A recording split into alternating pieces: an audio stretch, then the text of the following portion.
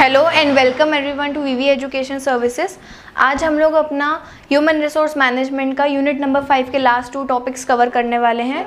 Topic number 1 is job evaluation, topic number 2 is wage determination systems. Okay, तो सबसे पहले start करते हैं हम लोग मीनिंग ऑफ जॉब एवेल्युएशन।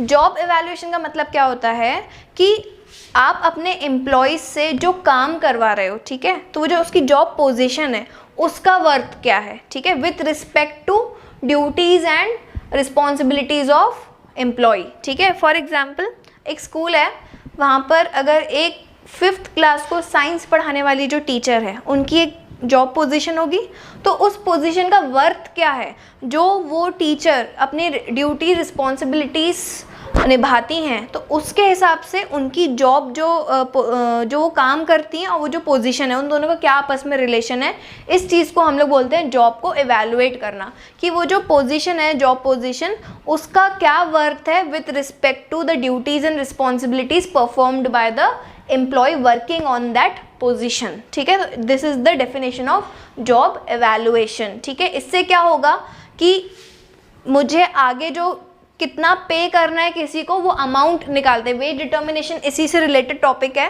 कि मैं किसी को पे कितना करूंगी, ये चीज़ फाइंड आउट करने के लिए मुझे ये देखना पड़ेगा कि मैं सामने वाले से काम कितना करवा रही हूँ, तो उसकी जॉब की क्या वर्थ है ना, इन टर्म्स ऑफ मनी, उसको हम लोग बोलते हैं जॉब को एवेलुएट करना। ठीक है, तो ये तो हो गया मीनिंग ऑफ जॉब एवेलुएशन। अब इसके मेथड्स क्या है, हम लोग यहाँ पे बेसिकली 3 मेथड्स पढ़ने वाले हैं जॉब एवेलुएशन के।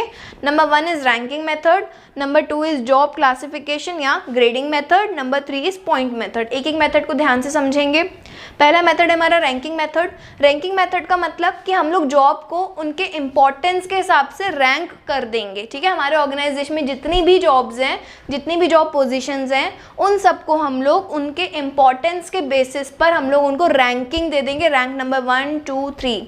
तो उस हिसाब से मुझे पता चलेगा कि कोई एक एम्प्लॉय जब आ रहा है मेरे पास, तो वो कौन से वाले जॉब पोजीशन को फिल करने आ रहा है, तो कौन सी कैटेगरी में आएगी, उसकी रैंक क्या है, उसके बेसिस पे मैं उसका सैलरी डिसाइड कर सकती हूँ। ठीक है, या उसकी इंपॉर्टेंस। फॉर एग्जांपल मेरे ऑर्गेनाइजेशन में टोटल 20 जो हैं जॉब पोजीशंस हैं। अब एक एम्प्लॉय आया 17th जॉब पोजीशन के लिए। ठीक है, तो मेरे पास एक आइडिया होगा, अगर मैंने पहले से रैंकिंग करके रखी है on the basis of importance. ठीक है, भी इंपॉर्टेंस कैसे पता चलेगी कि उस जॉब पोजीशन पे रहने वाला इंसान काम क्या करेगा। ठीक है, फॉर एग्जांपल एक कंपनी के लिए सीईओ जो है वो बहुत एक इंपॉर्टेंट पर्सन हो जाता है, तो उसकी जो जॉब की जो रैंक होगी वो 1st या 2nd होगी। ठीक है, उसके बाद अगर हम लोग एक वर्कर की बात करें तो उसकी बहुत नीचे होगी, क्योंकि उसकी जो वर्थ है, ठीक है, इंपॉर्टेंट वो भी है, लेकिन हम लोग उसको ईजिली रिप्लेस कर सकते हैं। ठीक है, तो बहुत सारी चीज़ों पे डिपेंड करता है कि आपकी जॉब जो आप जिस पोजीशन पर आप हो उसका क्या वर्थ है। ठीक है, तो हम लोग उस चीज़ को on the basis of ranks, ठीक है, हम लोग उसको डिस्ट्रीब्यूट कर देंगे और फिर उसके बेसिस में हम लोग आगे उनकी सैलरी वगैरह डिटरमाइन कर सकते हैं ईजिली। ठीक है, तो ये हो गया रैंकिंग मेथड। नेक्स्ट है जॉब क्लासिफिकेशन या ग्रेडिंग। इसमें हम लोग क्या करेंगे, सिमिलर नेचर की एक्टिविटीज़ को हम लोग अलग अलग क्लासिफिकेशंस में डाल देंगे। ठीक है, फॉर एग्जांपल सेल्स के अंडर में सब लोग सेल्स से रिलेटेड लोग आ जाएंगे। ठीक है, सेल्स मैनेजर आ जाएगा, सेल्स मैनेजर के अंडर में जो 5 हेल्पर्स होते हैं वो आ जाएंगे, फिर एडवर्टाइजिंग वाले भी लोग उसमें आ जाएंगे। तो एक इस तरीके से मैंने क्या करा है, जॉब को मैंने क्लासिफाई कर दिया है। ठीक है, on the basis of their work.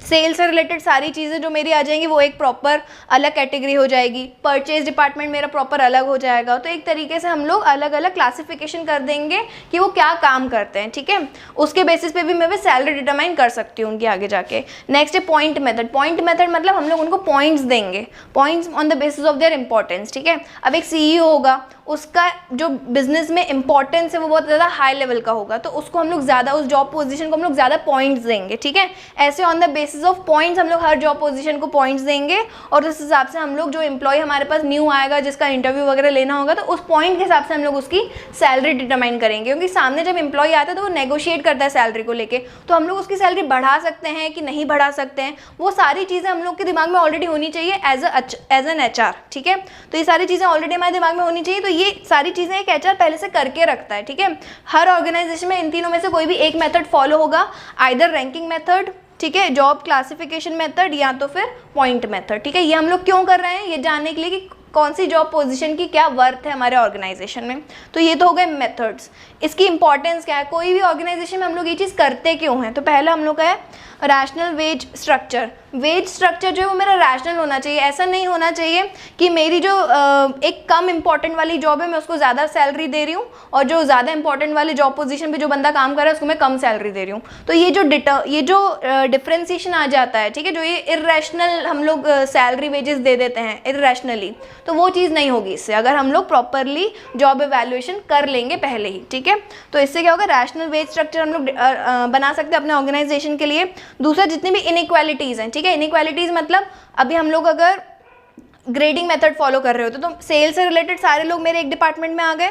अब उनके जो डिपार्टमेंट में जितने भी लोग होंगे उनको मैं इक्वल तो एग्जैक्ट सेम सैलरी तो हम किसी को भी नहीं देते, बट हाँ उनके साथ ऐसा नहीं होगा कि वो सेल्स डिपार्टमेंट में होकर भी बहुत कम सैलरी मिल रही है और कोई नॉर्मल परचेज डिपार्टमेंट में होकर भी उसको ज़्यादा सैलरी मिल रही है, जो कि दोनों डिपार्टमेंट्स एक लेवल पर ही आते हैं। तो ये जो इनइक्वालिटीज़ अपन की आ जाती हैं काम को लेकर है, सैलरी को लेकर, तो अगर हम लोग ये पहले से ही जॉब इवैल्यूएशन करके रख लेंगे, स्ट्रक्चर बनाकर रख लेंगे, तो हम लोग को जो है इनइक्वालिटी सारी हट जाएंगे ऑर्गेनाइजेशन में। जो जॉब पोजीशन जितनी वर्दी है, जितना वो डिज़र्व करते हैं वहाँ पर जॉब काम करने वाले लोग उस लेवल पे, उनको हम लोग उतनी सैलरी ही पे करेंगे। तो वहाँ से इनइक्वालिटीज़ हमारी सारी हट जाएंगी। नेक्स्ट है ट्रेनिंग एंड डेवलपमेंट, ठीक है। मुझे अब उस बंदे पर कितना खर्चा करना है ट्रेनिंग एंड डेवलपमेंट पर, ये भी मुझे आइडिया मिल जाएगा उसकी जॉब पोजीशन क्या है, मतलब उसका जॉब इवैल्यूएशन कैसा है इस चीज़ से। तो ये जो है एक बहुत इंपॉर्टेंट रोल प्ले करता है ऑर्गेनाइजेशन में जॉब इवैल्यूएशन, क्योंकि इससे ही मुझे मेरे ऑर्गेनाइजेशन में हर एक लेवल का या हर एक जॉब पोजीशन का वर्थ पता चलेगा, जिसके बेसिस में मैं आगे सैलरी दूंगी लोगों को, ठीक है। तो ये हो गया हम लोग का जॉब इवैल्यूएशन। अब जॉब इवैल्यूएशन करने के बाद हम लोग फिर वेज डिटर्मिनेशन करेंगे। मतलब अब फॉर एग्जाम्पल रैंकिंग में अगर मैं देखूँ नंबर 5, ठीक है, नंबर 5 रैंक पर समझो है मेरा जनरल मैनेजर, तो जनरल मैनेजर की सैलरी कितनी होगी ये मैं करूँगी वेज डिटर्मिनेशन पे या सैलरी डिटर्मिनेशन, ठीक है। अभी आप लोगों के कोर्स में जो है पूरा फैक्ट्री वर्कर्स के लिए है, तो हम लोग उसका ही एग्जाम्पल लेकर ये चीज़ समझेंगे, ठीक है। तो wage determination system, wage determination का मतलब क्या होगा कि हम लोग जो वर्कर्स मेरे फैक्ट्री में काम कर रहे हैं, ठीक है, वेजेस हम लोग किसको देते हैं, फैक्ट्री वर्कर्स को देते हैं। तो जो लोग मेरे फैक्ट्री में काम कर रहे हैं उनको मुझे कितनी वेजेस देनी है, ठीक है। तो ये मैं कैसे डिटरमाइन करूंगी, उसके हमारे पास 2 सिस्टम्स होते हैं, 2 मेथड्स होते हैं। पहला मेथड होता है टाइम वेज सिस्टम, दूसरा होता है प्राइस रेट सिस्टम।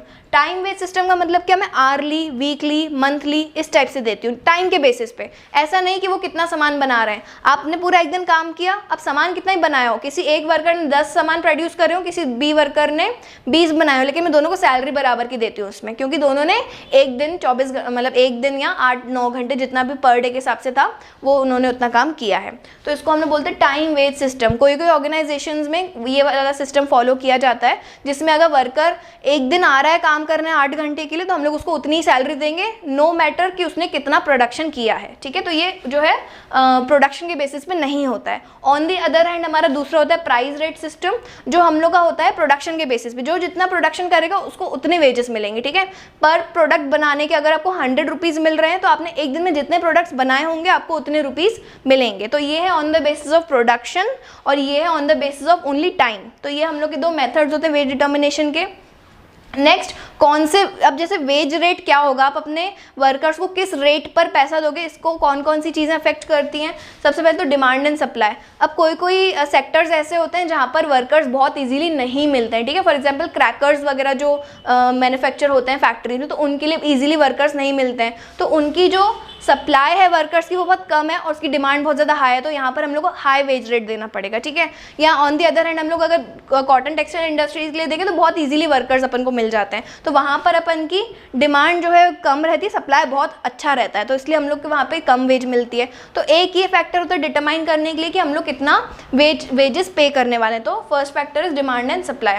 नेक्स्ट है बार्गेनिंग पावर। अब आपसे वो वर्कर जो है कलेक्टिवली कितना बार्गेन कर रहे हैं, ठीक है। तो बार्गेनिंग पावर पे भी डिपेंड करता है कि आपका वेज रेट क्या रहेगा। कॉस्ट ऑफ लिविंग, अब आप जिस जगह पर काम करवा रहे हो वर्कर से, वहाँ पर उसकी कॉस्ट ऑफ लिविंग कितनी है, ठीक है। अगर आप किसी को कोई एक महंगी सिटी में काम कर रहे हो, जैसे बेंगलोर हो गया, ठीक है, वहाँ पर अगर आप किसी से काम करवा रहे हो तो वहाँ पर तो सारी चीज़ें ही बहुत महंगी, तो वहाँ पे कॉस्ट ऑफ लिविंग बहुत हाई है, तो आप वेजेस कम नहीं दे सकते, ठीक है। या अगर आप किसी विलेज एरिया में काम कर रहे हो, वहाँ पे कॉस्ट ऑफ लिविंग कम है, तो वहाँ पर आप वेजेस कम दे सकते हो। तो अपन लोग की कॉस्ट ऑफ लिविंग पे भी डिपेंड करता है कि आप कितना वेज देना पड़ेगा आपको, ठीक है। मिनिमम वेज रेट जो है कॉस्ट ऑफ लिविंग से भी डिटरमाइन होता है। लास्ट है हमारा एबिलिटी टू पे। अब ऑर्गेनाइजेशन किस लेवल की है, ठीक है, ऑर्गेनाइजेशन आपकी बड़ी है या छोटी है, आपकी एबिलिटी क्या है, आप कितना पे कर सकते हो। बड़ी ऑर्गेनाइजेशंस वर्कर्स को जो है ज़्यादा पैसा भी पे कर सकते हैं क्योंकि दे आर अर्निंग ज़्यादा प्रॉफिट, और वो भी जो है बहुत लार्ज स्केल पर काम कर रहे हैं। और ऑन दी अदर हैंड अगर हम लोग देखें कोई ऑर्गेनाइजेशन स्मॉल स्केल इंडस्ट्री है तो वो जो है उस हिसाब से कम पे करेगी। तो एबिलिटी पे भी डिपेंड करता है कि आप अपने वर्कर्स को कितनी वेजेस पे करोगे। तो this was the topic job evaluation and wage determination. I hope things are clear. Thank you.